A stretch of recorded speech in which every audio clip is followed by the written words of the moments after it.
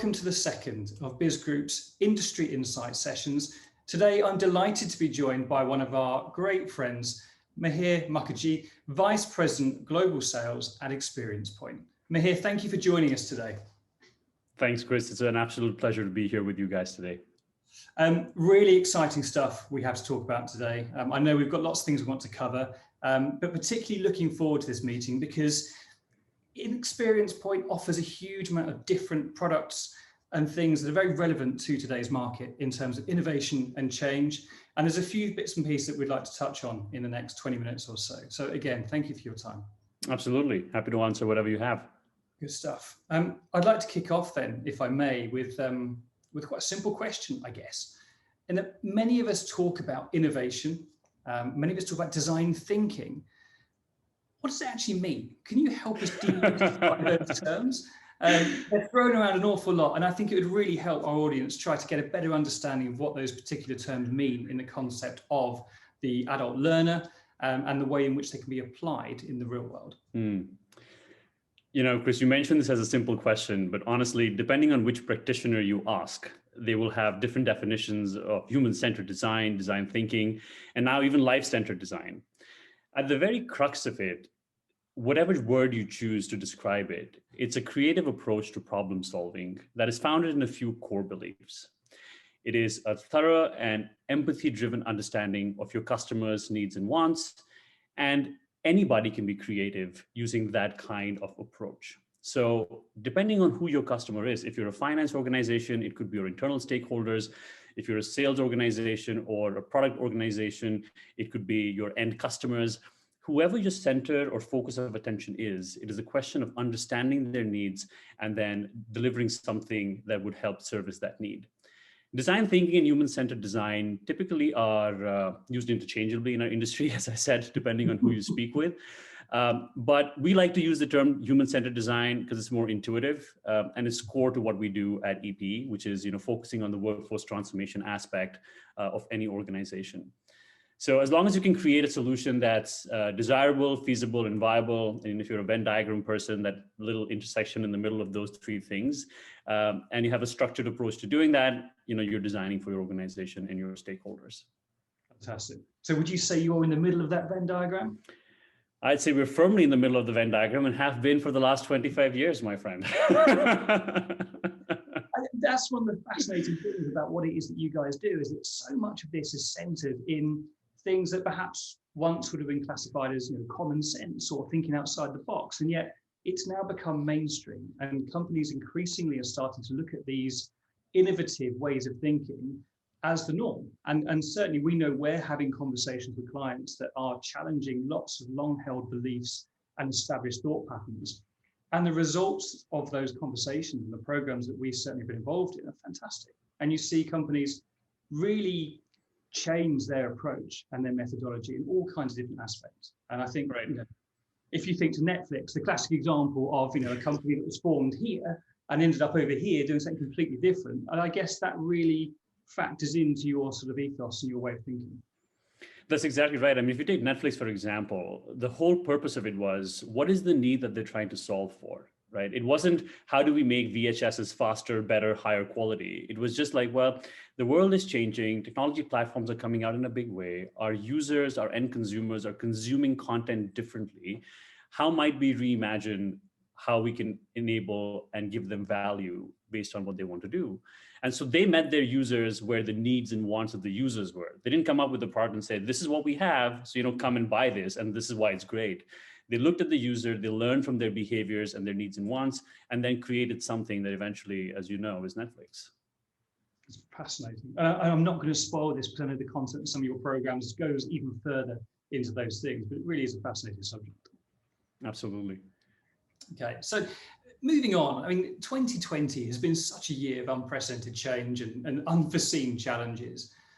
Faced with all these changes, many leaders and companies and organizations have understood the importance of having a culture that's capable of innovation and inventiveness, but very few, it seems, manage to actually recreate that. Why is that? Can you share some of the common mistakes that you think companies make when they try to look at being innovative? Yeah, absolutely. one of the benefits and privileges I've had in my life is I've worked for a lot of tech companies that have been fashion forward, be that SAP, be that Salesforce, and companies that are held up in the world for their innovation and the capability set that they bring to their customers. But most organizations, when you look at sort of the run-of-the-mill type organizations, they end up creating silos with their innovation hubs. So when you talk to a senior executive in an organization, they'll say, oh yeah, we have an innovation hub and it's this great design center and it's in a fancy location. And they essentially extend that on a pedestal to the point that it becomes useless for the organization to use. Right. Because now only a certain number of practitioners can do that. There's a lot of voodoo and black magic that goes in there. Heaven forbid you've just started in design thinking, then you become the post-it people in the organization and you've got colorful post-its all over the world. And it's very airy-fairy and there's not enough business outcome determined to it. So I was chatting with a supply chain individual the other day and he said, design thinking is great, like when you're trying to think of new ideas, but like I run a supply chain. Right? Like I have actual business to run. So we do the design thinking stuff in the design center. This is how we said it. We do it in the design center, but then I have a day job to run my business. So they don't actually see the benefit of applying design to their day-to-day jobs only because there's been this romanticism that has been created around what design thinking really is. So they end up creating these silos, which not just creates dependencies, backlogs of products, stifles creativity and innovative thought from other parts of the organization, but actually hampers them from doing business better. So in 2020, what we've seen is if there's been no leadership buy-in and the innovation strategy is not aligned with the overall business strategy, organizations typically make a misstep when it comes to innovating. When I look at EP, for example, we've innovated our business radically in the last year. We were completely in person, face-to-face sessions, working with organizations to drive this kind of design thinking and human-centered design abilities. But in the last year, we've had to evolve our business into fully virtual. And our customers have really appreciated us for it because, again, we're trying to meet them where the needs and wants are. So if we cannot make it a pervasive culture of change, a pervasive culture of innovation, innovation efforts at some point will end up failing because it's only the problem of a few to change the many, and that never works. It's fascinating when you think of it in that perspective. So you're saying it's very much a cultural piece. It's a cultural thing driven from the top or driven from all the different parts of that business together? So in a case of turmoil and turbulence, as we're seeing right now economically, having the leadership stand behind it says volumes to the business in terms of its importance, in terms of its applicability to the business, and in terms of reinventing how they would go to market when the world becomes normal again. When you think about the culture piece of it, that is absolutely critical because most organizations will either overinvest on the skills piece. So they will run these massive programs for their high potentials. They'll run these learning development programs, and they will not invest in the organizational change required to support these individuals when they come back into the organization with all these new ideas and ways of working. Alternatively, I have seen organizations that have overinvested on the organization side, believe it or not. So I was chatting with another peer of mine, called me 2 months ago when he found out I was at EP and said, this is, by the way, a senior executive in a financial service organization, and says, Mihir, there's a problem. And I said, well, that's never good. Like, we haven't spoken in a few months. So how are things going? And so he says, I've invested $15 million in a tech transformation for my business. And this is supposed to drive efficiencies, new product value, is supposed to drive better customer centricity. But the project is just falling flat on its face. And I said, why is that? He said, because people are still working the same way they've always worked, and they don't want to apply this new technology to the business. And I said, well, then how did you manage these guys when you were going through the transition? And he said, well, we've been sending them weekly email updates. And so I just kind of paused there for a second. I'm like, okay, so you invested $15 million on a tech transformation, transforming all your business processes and how you do these things.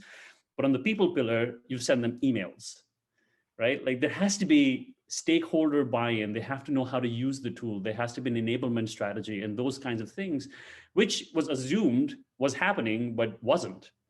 So both those pillars are extremely critical when it comes to driving a culture of innovation change in the business, because at the end of the day, it has to be tied to business outcomes.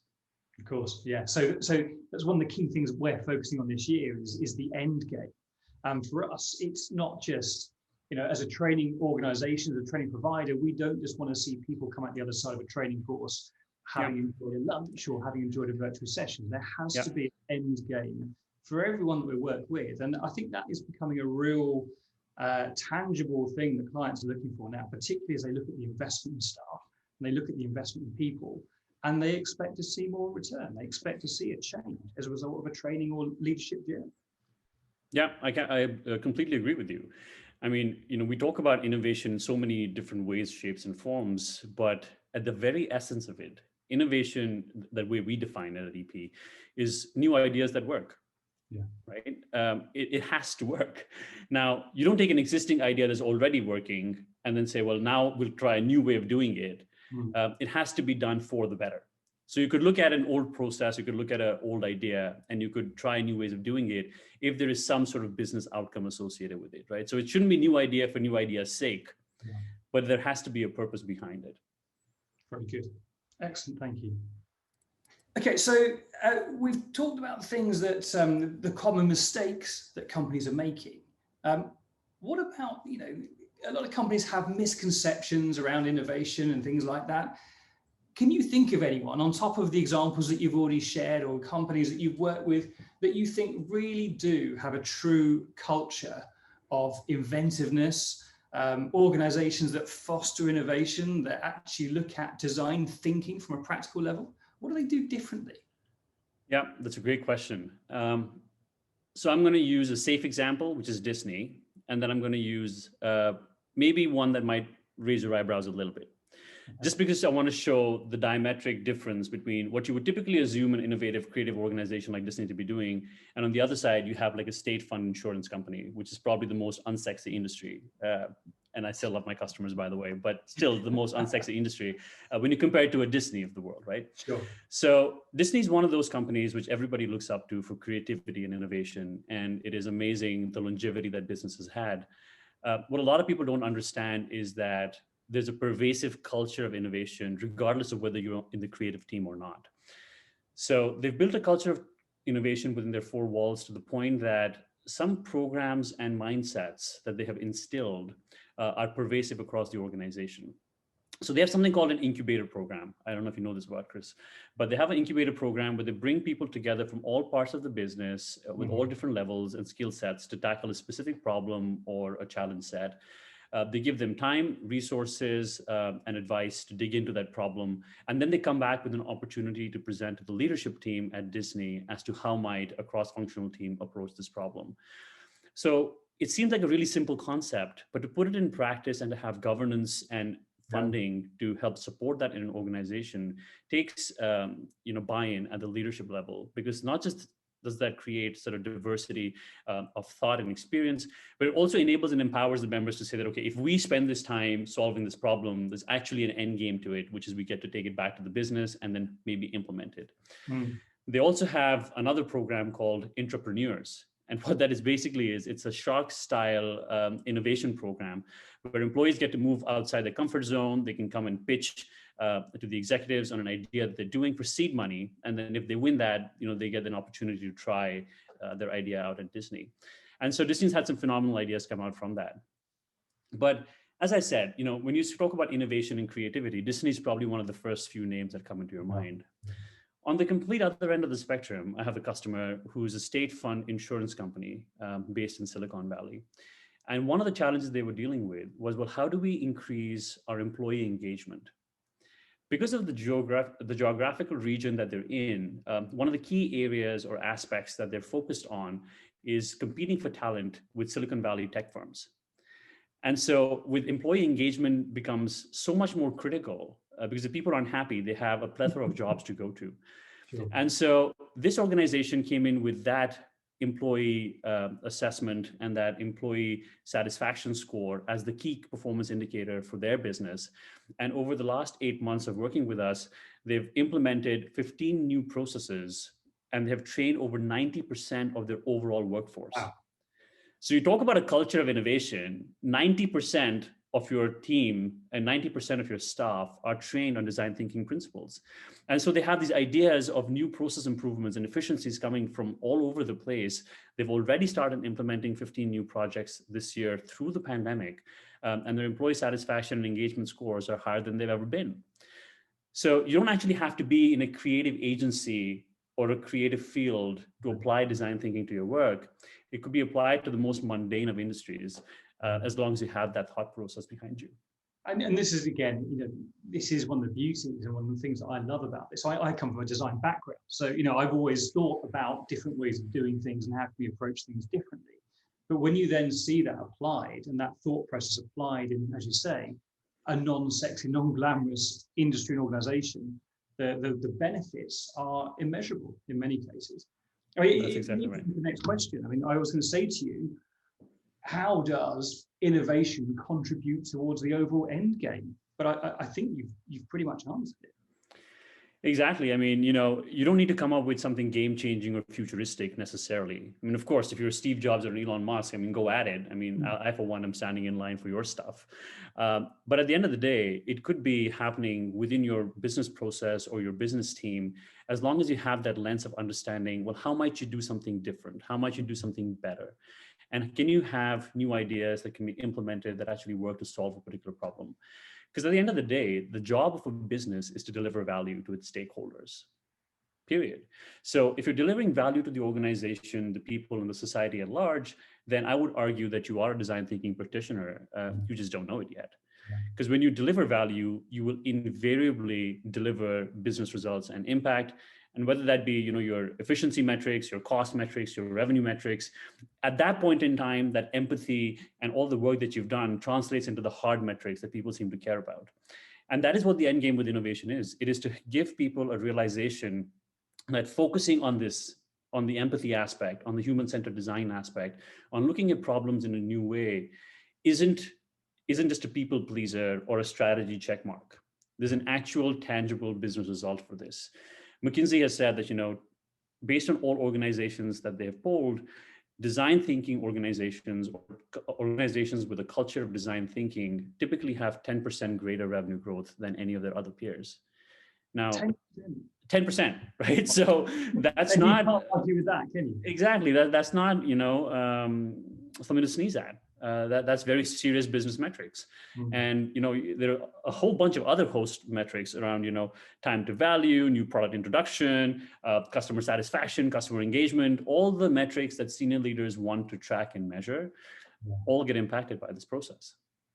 It's fascinating stuff. And you can see, in this climate, especially where tough decisions have had to be made and things have accelerated in some cases, you can see exactly why this is something that people should be talking about and thinking about. And absolutely. I mean, I know I came from a background of a very entrepreneurial organization that I was very lucky enough to cut my teeth in. And even as you're saying now, I can think back to a scheme that we had 15 years ago called The Big Idea, where anyone from the organization was invited to come up with ideas, suggestions, whatever silly or far-fetched they may be, and they would all be considered at the same level, and they would be taken further if they thought there was merit in it. And I know people personally who have been very successful as a result of that. It's that kind of spirit of culture and innovation, I guess, that we're really trying to unlock globally. That's exactly right. I mean, at the end of the day, when you talk about sourcing ideas from all over the place, not all ideas are good ideas, right? Let's be honest about it. But good ideas can come from anywhere. Yeah. And so that is why you have these processes in place. And, in my experience, it's always easier to tone down wild ideas than to start with something that's well within your wheelhouse and then try and expand that into something that it isn't. So, getting new ideas is a great way to kickstart that process because it just pushes you outside your comfort zone and puts you in the mind of someone else who's thinking of the same problem, albeit differently. Okay, so one of the other things that I wanted to talk about whilst I had you is what makes organizations more creatively competitive? And why do you think that's important? Wow, that's a good question. I think agility and the ability to move fast to keep up with changing consumer behavior is key, especially in this economy and this environment. But even in general, like when you look at the S&P index over the last 15 years, more than half those organizations don't exist on the S&P index any longer as leaders. And the sole reason for that is the relevancy gap between what their consumers wanted and what they were innovating on just became too far. And then other competitors came in to fill that gap. So the agility and ability to move fast and keep in touch with your consumer behavior is key. I think a deep understanding of your consumer can be a competitive advantage. It allows you to design products based on their wants and needs, as opposed to any predetermined bias you might have around your consumer segment. And that keeps you relevant longer term, right? So it isn't about just the next big idea. It's about how do you have that culture built into your organization that typically transcends, what the CEO's tenure might be in the business. So that doesn't create these kind of Apple kind of companies, right? So yeah, I would just say, it's important to stay relevant. Otherwise you risk obsolescence. Yeah. Okay. No, good point. I get that entirely. And it's interesting there you mentioned sort of the C-level and those kind of individuals. I know from talking to you in the past, that's very much the kind of person that you are speaking with, isn't it? You're going straight to the top when you're talking about change and innovation and all those different things. Yes. When you think about the aspects of what a C-level executives care about, it's about business performance, and it's about unlocking their greatest asset, which is their people. So I haven't met a C-level executive yet that said, I love my customers, I hate my people, or vice versa, right? It is usually in tandem. And in fact, some of the greatest CEOs of the world say, take care of your people and they will take care of your customers. So when you put that in the context of one of the key buzzwords of our industries today, which is digital transformation, you can actually break that down to people, process, and technology, which again isn't something unique to EP. Like everybody does it in the tech space. But most people will end up focusing on the process and technology because it's tangible, there's a hard dollar value to it, it's easy to understand, there's project plans and Gantt charts, and it just pleases people with operational efficiency DNAs. But the people portion of it, to my earlier story, gets stuck with emails or enablement plans. And that's a big missed opportunity there. And that's what we like to focus on, which is the workforce transformation aspect. But that's not a learning and development problem. There's a portion of learning and development there that we absolutely address and do and work with. But then there's also the element of, well, what business outcomes would these people enable? And how might you allow them a safe space to not just build that culture of innovation that we've been talking about, but how do you introduce that into their daily jobs to make them do things better and maybe differently? Good stuff. Brilliant. Thank you. One final question for you, really, at the moment, in light of how the world has changed and how working processes and working patterns have changed. The days of everyone being in the office, chatting by the water cooler, the office gossip around the end of the pods, all those kind of things, the things that can kind of fuel creativity and innovation. It's much harder to achieve that when you're on a Zoom call or when you're remote working and all that kind of stuff. So how do you think you're going to be able to foster that innovation and creativity that we strive for when we're operating in a much more restricted environment potentially, and we're looking potentially at reducing that collaborative team effort? It's actually a question that I ask myself all the time, because I've started this job during the pandemic. And so I actually haven't met physically 60% of my team. I haven't met you, Chris. And, it feels like I've known you forever, right?